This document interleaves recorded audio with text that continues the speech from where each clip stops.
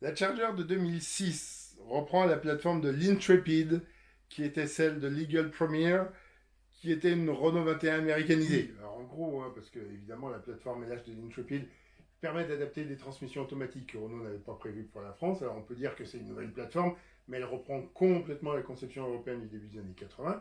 Et c'est cette base qui évolue en LX lorsque Chrysler appartenait à Daimler-Benz.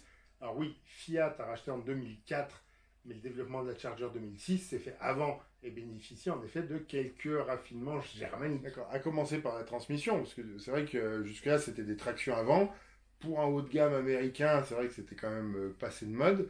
Et la nouvelle transmission vient bien de la classe E, de l'ancienne classe E, parce que du coup c'était du recyclage. Ouais, la suspension arrière vient de la nouvelle classe E, enfin la nouvelle à l'époque, donc la W211.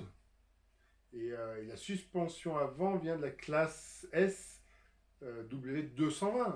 Excusez du peu. Et la boîte de vitesse vient également d'Allemagne. C'est une boîte 5 vitesses, automatique évidemment, parce qu'on est en Amérique du Nord.